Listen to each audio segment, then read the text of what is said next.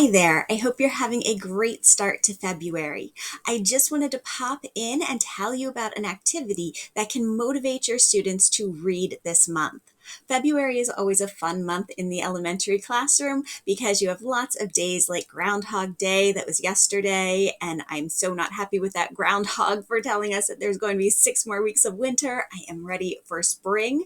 But we also have Valentine's Day coming up, which is always fun to celebrate, and then President's Day as well. So February is a busy month usually in the classroom. So I wanted to share a way with you that you can motivate your students to read more during the month of February. And that's with a reading challenge. I found in my classroom that reading challenges were a great way to get my students reading more, both at school and also when they were at home.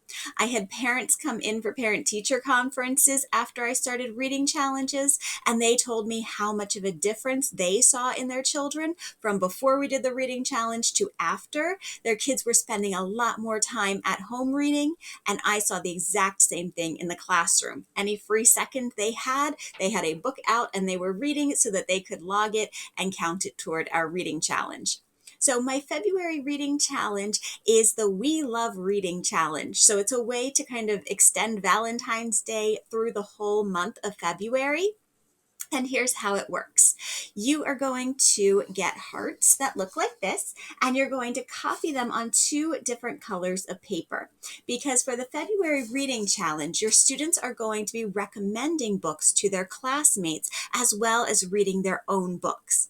So to start the month off, you're going to have each student choose a book that they've already read that they really enjoyed and they think other students in the class will enjoy it as well. They're going to fill out the I love this book form. It's really quick and short. It's nothing long, but it will just guarantee that your students really read the book and know something about it and can answer a few questions. It's also going to practice some of those important comprehension strategies. So for this one, they need to put the title of the book and the author. And then they are going to tell what the book is about without giving away the ending, because this is going to be used to recommend it to a friend, and they are going to not want to know the ending, or they're not going to want to read the book. But this is a great way to practice summarizing with your students, picking out that most important information to put on their answer sheet. And then also you should read this book because since this is a recommendation to a friend, it's telling them why they should read the book. And then you have two choices. You're going to give them a heart when they finish the book. So if they're recommending it to someone else, they're going to get one color of heart, let's say a pink heart. They're going to write the name of the book they recommend on that heart. And then you can either hang it in your classroom so that other students can look at the recommendation. They'll know that the pink ones are the recommendations, and then they can find it. Or you can even stick this right on the book if you happen to have it in your classroom library, or if you can get it from the school library, and then set up a recommendations area somewhere in your classroom so the students can see who recommended it, and then they can pick up the book as well. You can even stick the students' paper right inside so that they can see why someone is recommending that book. So that's just a really neat way to get your students trying some different ones, because if their best friend really liked the book, they might as well. So it might get them to pick up a book that they normally would not have chosen. And as your students are reading books this month, they may find some that they wouldn't necessarily recommend to a friend. And that's okay. We don't love every single book that we read.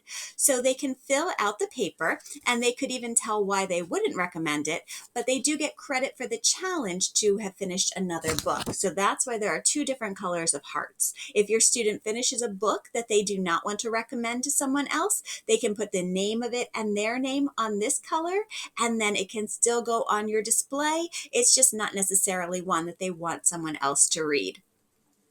To track their progress throughout the month, this activity also includes a recording sheet, and next to each student's name, there are two rows. One row for books that they're recommending, and one row for books that they're reading. So they may have more recommendations if they have lots of books that they have already read that they thought were wonderful, that they want to recommend to their friends. They can do that without actually reading them this month.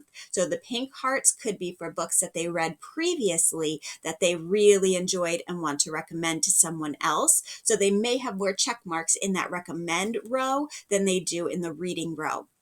So set some kind of a goal with your students. It could be individual goals that each student has their own set number of books that they're going to recommend and read, or you can make it easy and just do a whole class goal that everybody needs to recommend 5 books and read 3 books for the month, as long as they're reading chapter books that are thicker and not the picture books. At the end of the month, then, you can see which students accomplished their goal and met that. And there's a certificate included for those students. Just fill in the number of books they recommended, the number of books they read, and then sign and date it, and you are ready to give that to your students. I usually also like to include just kind of a little prize to go with it, just to increase their motivation even more. Usually when my students see that the students who accomplished their goals got a little prize, it's extra motivation then for the next month's reading challenge. And I do one a month just because that keeps their motivation up all year long. They get to the end of a month and they are ready to see what the new challenge is. So they are very excited about that. If you're interested in trying the We Love Books challenge in your classroom during the month of February, you can find the link down below.